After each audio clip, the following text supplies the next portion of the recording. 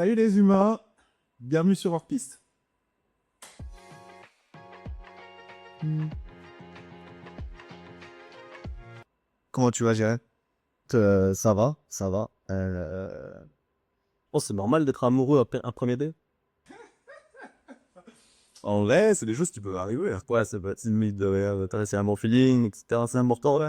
Les gens, il y en a qui parlent de coups de foot. Ah ouais, C'était déjà arrivé? moi j'ai eu des coups de cœur, pas des coups de foudre. Ah ouais? Ouais, vraiment des coups de cœur. C'est quoi la différence en vrai?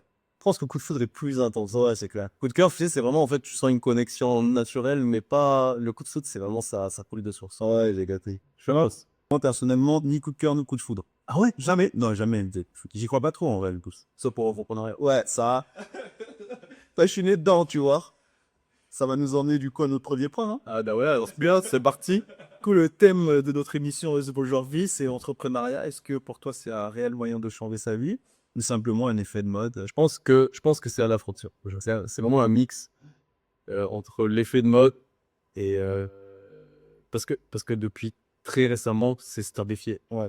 Tous les grands entrepreneurs ça devient des stars en fait. Ouais, Tu prends Anthony Bourbon, il a un canal avec des milliers de personnes qui le suivent, qui suivent ses conseils sur comment, je sais pas, ne serait-ce qu'investir, les conseils entrepreneuriaux.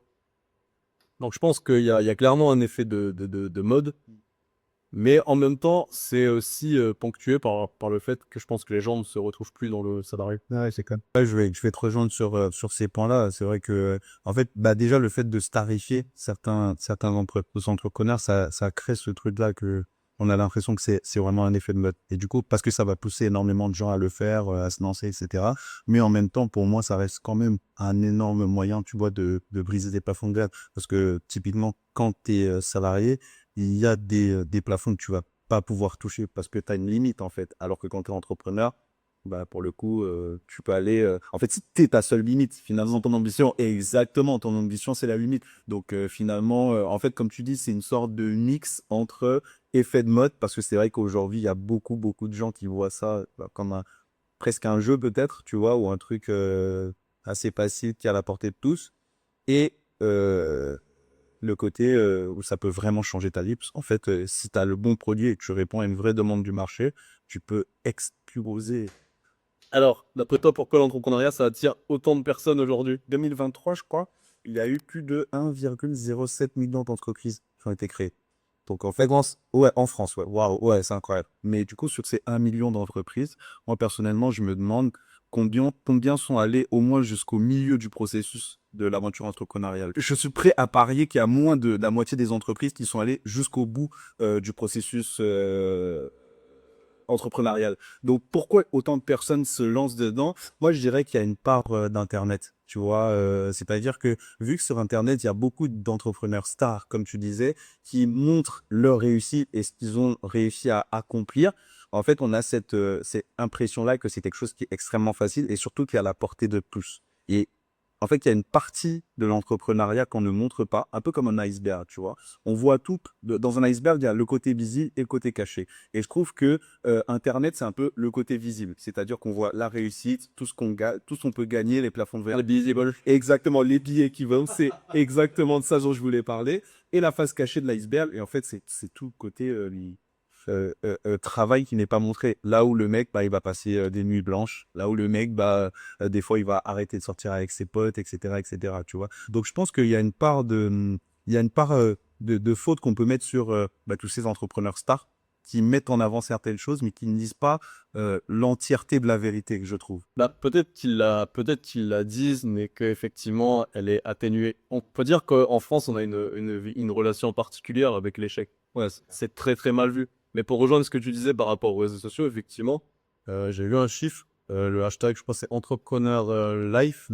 Je crois qu'il cumule plus de 10 millions de posts sur Insta. Donc tu vois, mais après, je pense que si tu regardes ce fameux hashtag, effectivement, tu verras pas quelqu'un en dépression. Non. Ça va avoir des yachts, des Dubaï, des Thaïlande, des digital nomades et tout.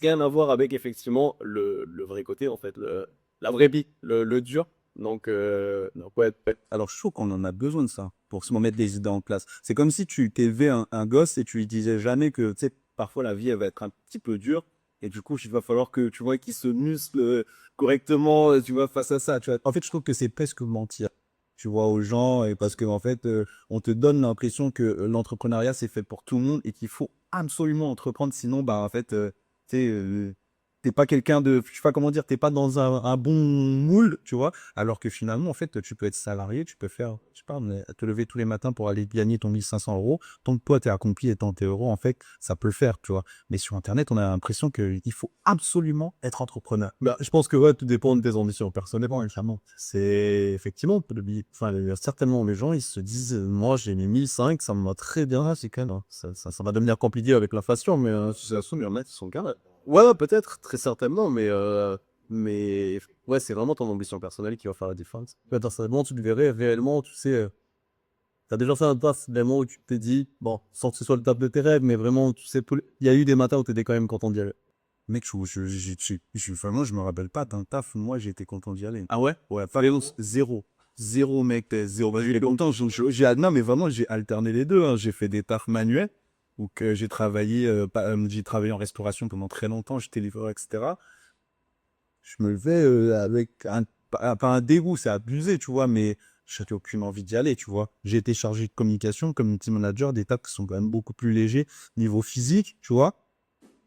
Je l'ai toujours pas, tu vois. Et la première chose à laquelle moi je pensais à la fin de mes études, c'était vraiment, tu vois, ouvrir propre entreprise, parce que j'ai dit conclure c'était pas mon truc. Mais je pense qu'il y a quand même une autre raison à noter. Parce que du coup, tu vois, je soulève le point, c'est hyper important. Il y a une raison tellement très grande pour laquelle les gens se dirigent vers l'entrepreneuriat. C'est encore une fois, je le disais au tout début, mais le concept de les gens sont déçus du monde du salariat, ouais, c'est qu'ils veulent plus être salariés, c'est clair. Là, c'est pareil aussi. 37% des Français insatisfaits de leur job. C'est énorme, ça, oui. T'imagines 37%? 37% de la population française, là, de la France, qui se lève le matin en se disant qu'est-ce que je fous? Et encore, je trouve que ton chiffre, il est réduit. Enfin, mais après, c'est une pensée personnelle. Moi, j'aurais pensé, si j'avais réfléchi avec moi, mon avis, j'aurais pensé que c'était beaucoup plus, hein. Bon, après, sur les 37%, il y a ceux qui la mettent et ceux qui la mettent. Ouais, non, mais c'est vrai, c'est réel, ouais, c'est réel, parce qu'en fait, il y en a certains, je pense, leur travail, tu sais, c'est un peu comme certains couples. Oui, on dit souvent qu'il y a beaucoup de couples qui restent ensemble par confort. Le feu, tous les maisons ensemble, les enfants, tu l'as regardé, tu te dis, bon, bah, t'as pas envie de briser ce que t'as construit, donc je laisse. Je pense que dans le monde salariat, c'est gâteau. Ouais, c'est dès là, t'as atteint un poste plus ou moins agréable, avec un bon salaire. C'est pour ça que moi, en sortant de mes études, j'ai pas voulu aller chercher un travail pareil. Enfin, j'ai essayé, j'ai regardé, forcément, je suis le moule, en fait, mais je me suis dit, c'est sûr, si je trouve un CDI pas trop mal payé, je vais être évidemment dedans, je vais jamais vouloir en sortir. Parce que je vais tomber dans le cerf fort. Le cerf. Et vas-y, crédit, enfant, le chien. Ah, mais c'est ça, le golden qui court dans la barre, tu vois, c'est ça. Non, mais c'est ça, c'est le confort, tu vois. Moi, je me suis dit, en sortant des études, la seule chose qui pourrait m'obliger à rentrer dans le moule, c'est genre, demain, j'ai un gosse, tu vois. En mode, en fait, j'ai un enfant, je suis obligé de l'assumer, il les couches, ça serait pas tout seul. Là, il y a plus de, comment dire, il y a plus de on verra, tu vois, il y a plus de on vit le jour, etc. Il faut que j'ai des solutions immédiatement. À ce moment-là, bah là, j'y retournerai, tu vois. Est-ce que tu penses que l'entrepreneuriat, c'est vraiment un concept qui est accessible à absolument tout le monde? Je pense que la réponse, elle peut pas être noire ou blanche niquée. Elle sera plutôt grise. Pourquoi? Parce que je pense que tout le monde peut se déclarer entrepreneur, mais par contre, être un entrepreneur qui s'accomplit, c'est un peu plus complexe. Genre, je dis ça avec beaucoup d'humilité. Moi, je suis encore en train de m'accomplir. Je suis pas du tout accompli du tout, hein. Tout le concept de hors-piste, c'est justement de montrer la construction, le cheminement vers la réussite. Donc, moi, voilà, j'en suis là où j'en suis. Mais la fois, j'avais lu un chiffre intéressant. Il y a 50% des entreprises qui ne passent pas le code des 5 ans. Et Céline, c'est ça. Et t'imagines, 50%, il y a la moitié des entreprises ne passent pas les 5 ans. C'est impressionnant. C'est énorme. Et tu imagines, du coup, s'ils ont pris la référence des 5 ans. Si tu pousses la réflexion plus loin, je peux te dire, bah, ils ont pris 5 ans, ça veut dire que il y a vraiment des gens qui ont tout donné pendant 1 an, 2 ans, 3 ans, 4 ans. Ça fait combien de temps que t'es à ton point? C'est la première année. Imagine-toi. T'as déjà passé par des étapes très difficiles. Ah ouais, clairement. Imagine-toi 5 ans dans cet état-là. Non, c'est vrai. Il y a des gens, ils ont lutté 5 années, tu sais, 5 années, et peut-être parce que nous, on est sur des sociétés très, c'est du service. il n'y a pas spécialement de gros investissements. Imagine-toi que parmi ces entreprises qui n'ont pas passé le cap des 5 ans, le mec, les locaux commerciaux, Waouh. il s'était engagé, crédit, la data. Ah, c'est pas la même, voilà. C'est pas la même banque. Oui, tout le monde peut être entrepreneur, mais qui s'accomplit, c'est beaucoup plus complexe. Bah, alors, moi, pour répondre à ça, je pense que je vais revenir sur une réflexion que tu avais eue il y a pas longtemps quand on avait eu une discussion où tu nous disais, en fait, ce qui va définir si tu es fait pour l'entrepreneuriat ou pas, c'est ta capacité à faire certains sacrifices, tu vois. Et ça, c'est totalement une phrase qui vient de toi et je trouve que c'est hyper véridique parce que c'est ça le plus dur dans l'entrepreneuriat. L'entrepreneuriat, c'est une sortie de confort. En gros, il y a un moule qui est fait, un moule sociétal qui est fait, c'est-à-dire l'étude, ensuite tu trouves un boulot, ensuite, normalement, ta femme, ton chien, ton golden, comme tu disais, et puis on est en France, donc 2, 3 enfants, c'est déjà très bien. C'est ça le moule habituel. Là, ce que tu dis, c'est que tu vas être ton propre patron. Donc, tu t'exfiltres, pardon, de ce moule-là habituel, ce qui veut dire que ça va être beaucoup plus dur pour toi que pour les autres. Donc, ça va te demander plus de sacrifices qu'un mec qui travaille pour quelqu'un, tu vois. Il y a plein de choses que tu vas devoir jeter à la poubelle. Et en fait, pour moi, ce qui va déterminer si tu as la force, tu vois, pour devenir entrepreneur, c'est à quel point tu es prêt à sacrifier des choses pour le futur, tu vois. C'est de la, comment dire, c'est pas de la satisfaction instantanée. C'est vraiment sur le long terme, tu vois. Et à quel point tu es prêt à être patient, à bosser sur le long terme, etc., etc.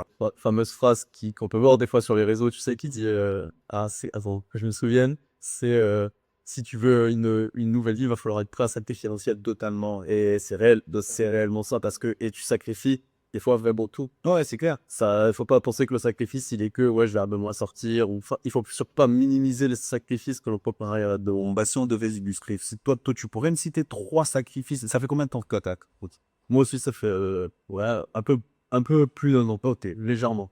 trois sacrifices qui t'ont vraiment. Enfin, t'as eu vraiment du mal à faire et que t'as dû faire l'ego. Déjà, le financier, mec. Parce que même si j'étais en alternance, tu sais, selon une grille tarifaire, ça veut dire que moi, je touchais bien. Dans les alternance, j'avais que Pax. Tout ça exonéré d'impôts en plus. Il a rempli. Ça, c'est un guide chat. Et donc, j'étais au max, grande sortie, les petits voyages, ça part en Crète et tout, c'est classe. Et donc, le premier sacrifice, clairement financier, parce que bien sûr, tu retombes au chômage. Et tant que ça prend pas, bah, c'est cher, bah, chômage. Et euh, On a dit 3, hein? Oui, 3, quoi. Bah, autant que tu peux, en fait. le deuxième, je pense que c'est amical. J'ai quand même fait des sacrifices au niveau de de mes amitiés. Parce que je sentais qu'en fait, j'étais plus en face avec certaines personnes. C'est peut-être que dans ma tête, hein, mais c'est ce que moi j'ai ressenti. Et le troisième, le troisième, c'est le meilleur, c'est amoureux. Ok. Le troisième, c'est mon couple que j'ai sacrifié. Quand on prend du recul sur ta situation, c'est que des choses où on se dit, t'as vu, entre guillemets, tu vois, faut en avoir un peu dans le pantalon pour accepter tous ces sacrifices. Parce que le financier, bah, ça, c'est auquel les gens tiennent le plus. Tu vois. Bah, l'argent, c'est le nerf de la ouais, c'est le nerf de l'argent. Qui va accepter de baisser son rythme de vie pendant plusieurs mois, plusieurs années, peut-être, tu vois, Pour 5 ans, des fois. exactement. Même si on dit qu'à l'arrivée, en fait, il va y avoir une finalité, je trouve que ça reste quand même assez difficile de prendre ce genre de décision. Et là, je suis parti du plus simple, parce que pour moi, le financier, sur ce que c'était, peut-être que c'est le plus doux. C'est amical et amoureux, mais là, c'est le truc vraiment pour déchirer encore plus, tu vois. Je trouve que c'est vraiment des sacrifices qui sont hyper compliqués à faire. En fait, là, dans la façon dont je te les ai présentés, je pense que c'est parce que moi, j'estime que c'est le cheminement. En fait, ça fait comme des dominos. Ouais, c'est clair. Donc, ça veut dire, le financier, il a pris un coup. Donc, qu'est-ce qui se passe? Tu prends un coup au niveau financier, donc mentalement, que au bout. Parce que tu te dis, vas-y, là, il faut que ça rentre, vous délire. Donc, allez, tu prends un coup. Qu'est-ce qui se passe? Je te renferme. Donc, du coup, tu perds des potes. Hein. Tes potes te reconnaissent plus, ils disent, ouais, mais t'as changé, t'es du ça, plus, ouais, on connaît. Ouais, oh, bah oui. Et donc, du coup, vu que tu te renfermes, je deviens une personne grise, pas facile à vivre tous les jours. Et résultat des courses, tu fais. Moi, personnellement, c'est ce qui m'est arrivé. J'ai tapé ma meilleure dépression pendant 2-3 mois. Et bah, ça a fini d'achever mon couple. Pourtant, tout allait bien 2-3 mois avant. Hein, c'était le sommet. Mais là, la fameuse dépression où, tu sais, en fait, tu regardes ton ou ta partenaire. Hein, mais tu regardes et tu te dis, mais attends, qu'est-ce que tu fais là? Ouais, qu'est-ce que tu fais là? Je suis en galère, c'est la merde. Qu'est-ce que toi tu fais là? Tu te sens plus à la hauteur. C'est ça, exactement. À un moment donné, tu te mets dans une position, comme un burn-out, en fait, oui, plus ni moins. Et ben, malheureusement, ça a fait ce que ça fait. Donc pour moi, hein, tu peux te dire, j'ai envie d'être entrepreneur. Mais si t'es pas prêt à dire que, enfin, en tout cas, à réfléchir et te dire, il va m'arriver sûrement ce genre de problématiques, tu vois. Si t'es pas prêt à les accepter et à avancer quand même, malgré que tout ça se passe, ça sert à rien, tu vois. Trouve-toi un job, à ce qu'il est bien payé, et voilà, trouve ta sécurité, ton CDI, garde ta meuf, tes amis, etc. Et reste dans, non, mais vraiment, reste dans ton moule parce qu'en fait, sinon, tu vas juste partir dans, soit dans une énorme dépression, soit dans une perte de confiance en toi. Et si t'es pas assez fort mentalement pour accepter certaines choses, tu sais, pour avoir de la résilience et rebondir quand même, en fait, tu vas juste tuer ton état d'esprit, tu vas tuer ta confiance en toi, tu vois. Allez, ça va te quitter, si ça se trouve, tu vas jamais t'en relever, tu vois. Ça peut très mal finir. Ça peut très mal finir. Ça peut venir au suicide. Hein. Ah, totalement, mais il y a combien de mecs qui vivent dehors aujourd'hui à la rue, c'est parti d'une histoire d'une meuf qui les a quittés, etc. Donc, ne te lance pas dans l'entrepreneuriat si tu sais déjà que personnellement, tu as vu, t'as un mindset qui est pas assez musclé. Mais je pense qu'en tout cas, ça, c'est mon petit conseil personnel de mon vécu. Je pense que quand tu es en couple, il faut vraiment en discuter beaucoup avec ton partenaire. Vraiment, et c'est difficile de préparer mentalement quelqu'un parce que quand la personne, en plus, il n'y a pas le mindset de se dire, ouais, je veux entreprendre, elle ne se rend pas compte, en fait, du nombre de sacs. C'est vrai, mais si toi, tu y réfléchis tout seul, et là, tu veux être entrepreneur, certes, t'es un peu biaisé, voilà, encore une fois, les réseaux, mais tu vas finir par te dire, si, je sais que ça va être dur. Moi, j'ai discuté, ça a été des heures de discussion. Mais voilà, ça n'a pas suffi parce que enfin, elles s'en étaient pas rendues compte. Bah, je pense carrément qu'elles s'en étaient pas rendues. Mais je pense que c'est impossible de prendre l'ampleur de tout ça. Je veux dire, c'est facile de dire ça va être dur tant que tu le vis pas. Oui, bien sûr. Soyez ces sujets Genre, comme ça. ah ouais, parce que quand tu le vis la chose et t'es en plein dedans, bah, je jure que, parce que moi, je faisais partie de tous ces gens-là. Enfin, je pensais que je savais, mais au fond, je savais pas.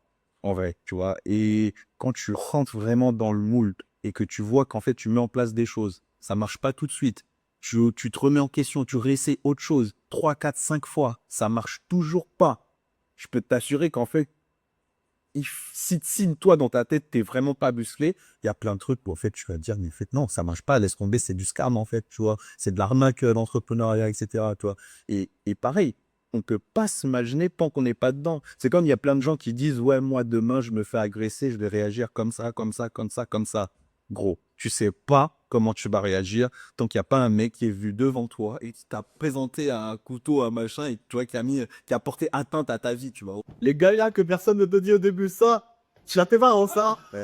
Les galères qu'on me dit beau au début, oh, punaise, les gars, il y en a des tonnes, il y en a des tonnes. Par quoi commencer? Ça va pas marcher, déjà, ça va pas marcher en un an. Ça, Bah, j'ai attends, mais mon chiffre sur ça, peut faire un entrepreneur sur moi. Ne se paie pas de la colère. ouais, mais c'est logique en vrai de vrai. Donc, les mecs, tout ce que vous entendez, ou les filles d'ailleurs, tout ce que vous entendez là sur Internet, millionnaire au bout d'un an, millionnaire au bout de 6 mois, c'est faux.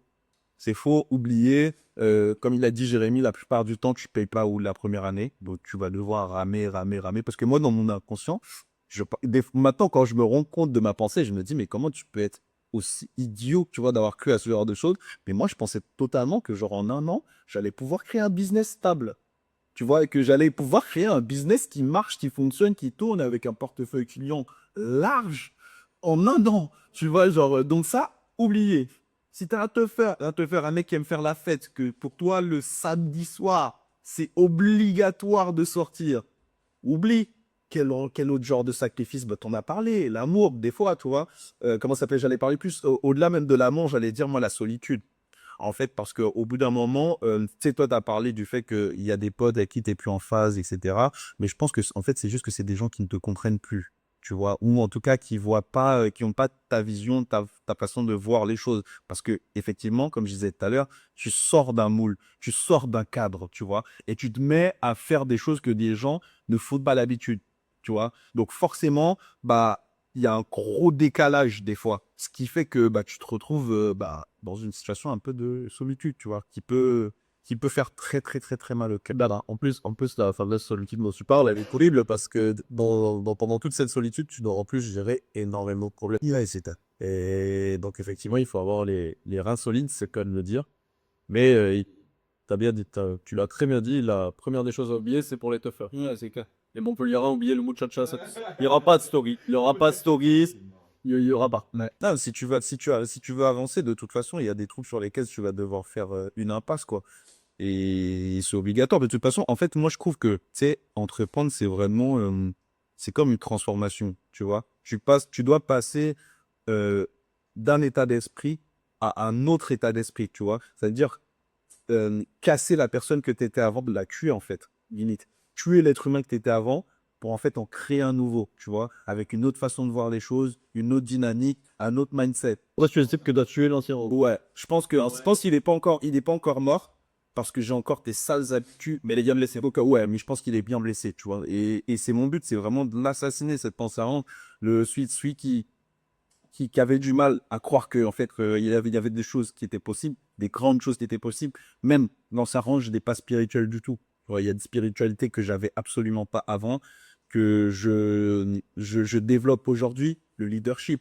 C'est quelque chose que je connaissais pas avant, et même au-delà même de ne pas le connaître, je le réfutais, moi. Moi, je suis plus ou moins d'accord avec toi, parce que moi, j'ai fait une grosse perte de poids et c'est ce que j'ai fait. Hein. J'ai assassiné l'ancien moi. Non. Il y avait de la matière à assassiner. Hein. Il y avait beaucoup de matière. C'est-à-dire qu'on est toute la caméra. On se voit plus. Mais, euh, mais ouais, je suis. Après, ouais, c'est vrai que.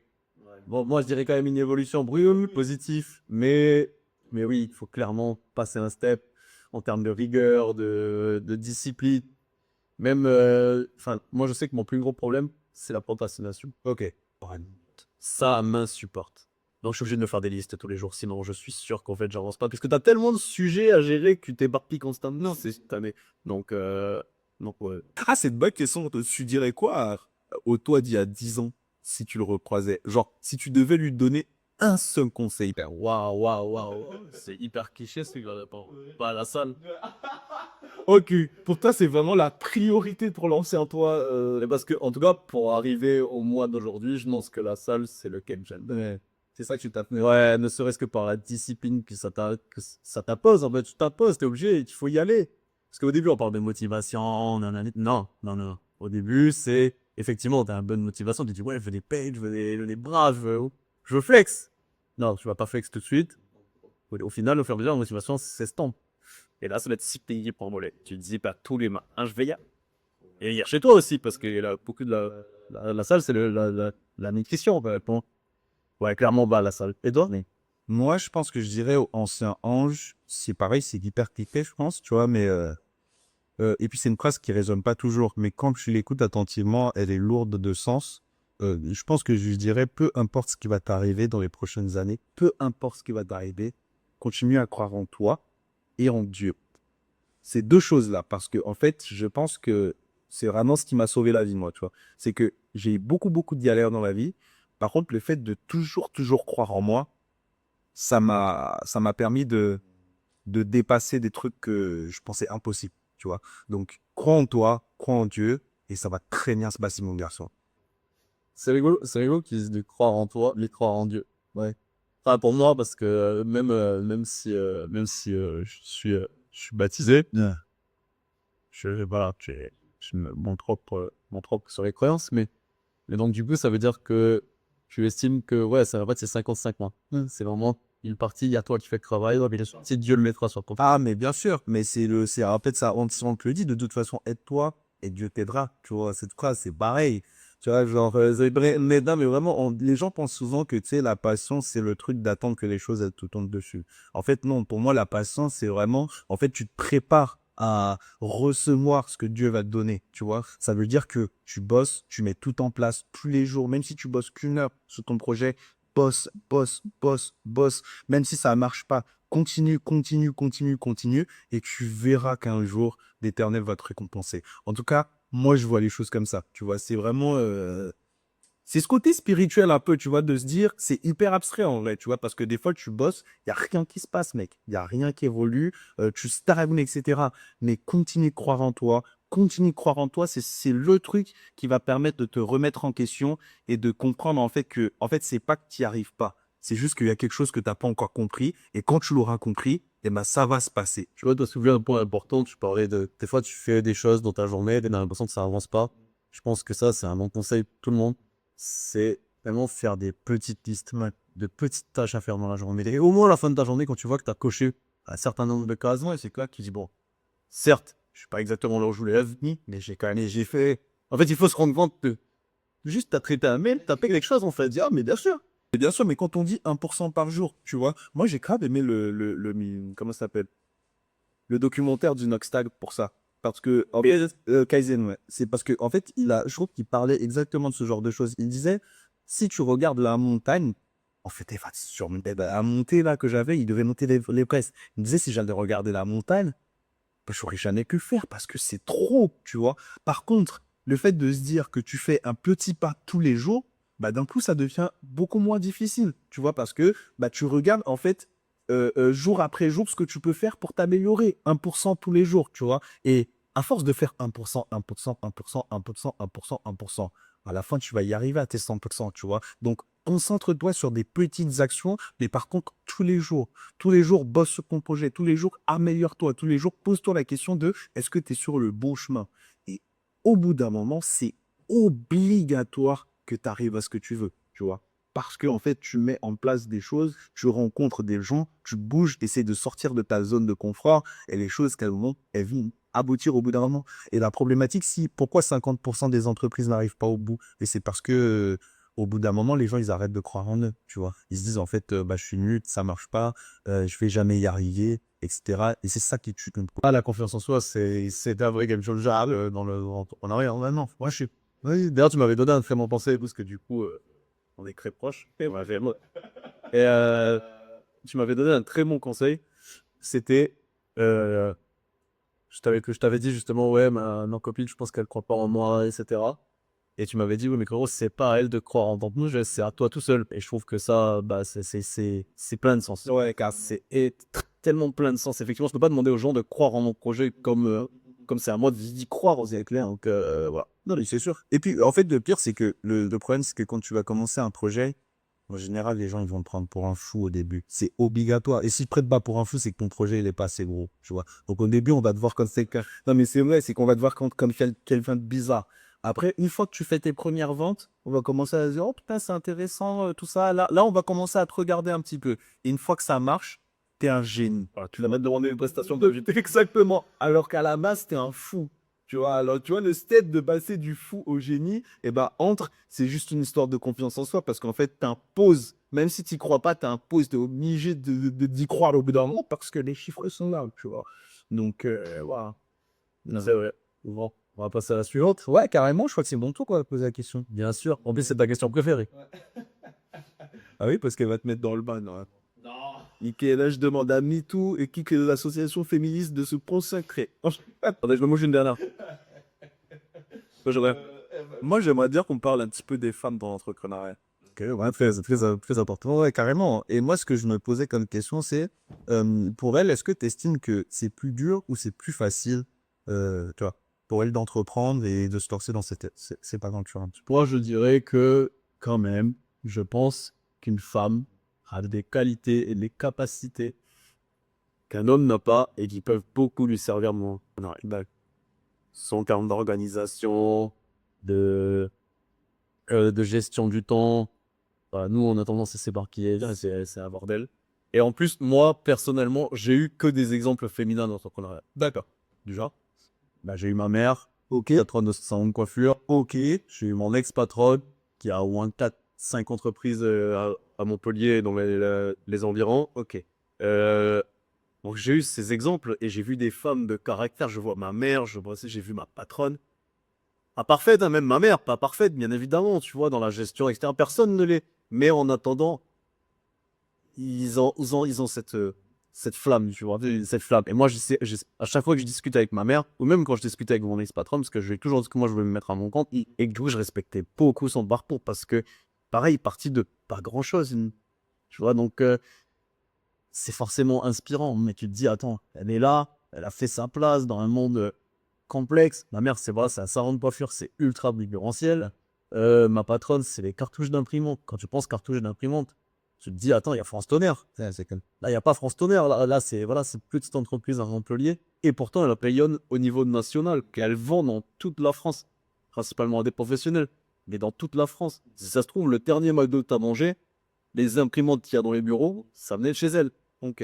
Et donc, forcément, en ayant eu des références comme ça, moi, je reste intimement convaincu qu'une femme, elle a totalement les épaules pour réussir à vendre. Un peu. C'est sûr et ça. Je te rejoins sur le fait qu'elles ont les épaules, hein, que je ne vais pas minimiser ça non plus. Par contre, j'ai cette impression-là pour le fait que ça va être beaucoup plus dur.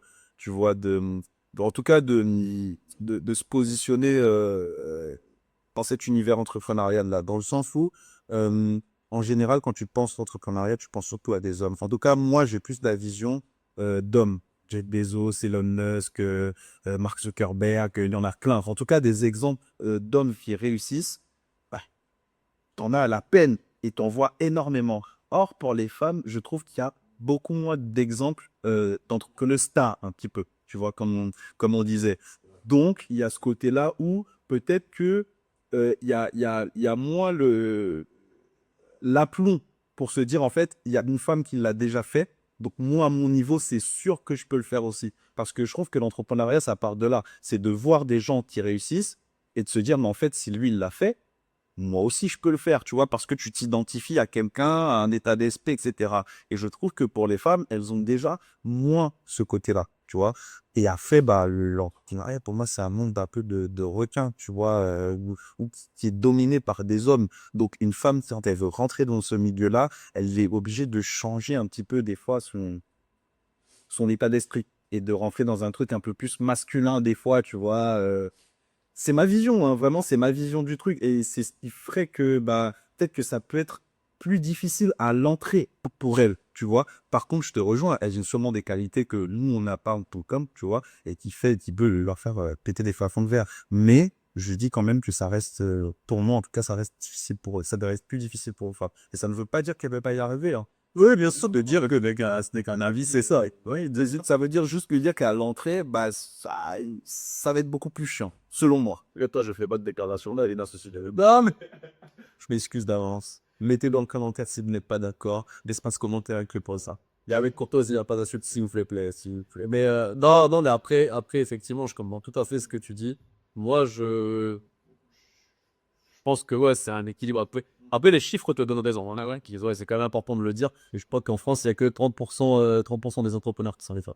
Après, je me dis que même si effectivement, il faudrait plus de modèles de réussite mis en lumière réellement, hein, bien évidemment. Parce que effectivement, si tu prends les grandes stars de l'entrepreneuriat, des fameux Elon Musk, Jeff Bezos, Zuckerberg, etc. Ben, c'est des mecs qui sont partis d'un garage pour arriver. C'est tout en haut de la chaîne alimentaire. Il y en a très peu. En fait, je connais aucune fin à ce niveau-là. Zéro fin. Mais à des échelles plus locales, il y a quand même des modèles qui commencent à émerger. Et de toute façon, l'entrepreneuriat, hommes, femmes, peu importe d'ailleurs, il faut juste se lancer. Non, mais c'est clair. Et puis, ça part pas forcément de l'inspiration de quelqu'un d'autre. Tu vois, ça part surtout d'une envie personnelle, déjà. D'un truc qui brûle au fond de ton bide. Donc, même s'il y a aucune femme qui représente, qui l'a jamais fait, bah, toi, fais-le. Tu seras peut-être la première femme. Tu vois ce que je veux dire? C'est que toi, l'idée, on fait ça, en fait. Tu vois, déjà, t'as pas besoin d'attendre, tu sais, voilà. Mais c'est juste que quand tu vois des gens qui le font et qui réussissent, bon, bah, c'est plus facile pour être en confiance, en fait. Tu vois. Bon, on arrive déjà à la fin de ce podcast. Franchement, j'ai trouvé ça hyper intéressant pour un premier épisode. Moi aussi, c'était très enrichissant. En même temps, c'est une grande question. Hein. Est-ce qu'on peut réellement changer sa vie avec l'entrepreneuriat? Je pense qu'il y a plein de gens qui se posent la question avant de se lancer. Ce qu'il y a à retenir, c'est que l'entrepreneuriat, c'est pas une baguette magique. Ouais, C'est quelque chose qu'il va falloir appréhender sa juste valeur. Et sa juste demande des fois. ouais, c'est clairement ça. Et c'est des thématiques qu'on va aborder du coup souvent pendant ce podcast. Donc, merci de nous avoir suivis pour ceux qui ont réussi à arriver jusqu'à cette étape de l'épisode. N'hésitez pas à liker, commenter, partager. Voilà, c'est pas grand-chose, ça vous coûte rien, mais nous, ça nous donne énormément de force. Donnez-nous votre avis tant qu'il est constructif, ça nous aide à nous améliorer. Si vous avez des thèmes que vous voulez qu'on aborde, n'hésitez pas. Si vous êtes un entrepreneur dans la région de Montpellier, c'est encore mieux, n'hésitez pas, vous nous contactez, parce que ça sera avec un plaisir qu'on vous reçoit pour discuter de votre parcours. Ne lancez pas pour fuir un CMI. Lancez-vous pour résoudre des problèmes. À très bientôt les humains.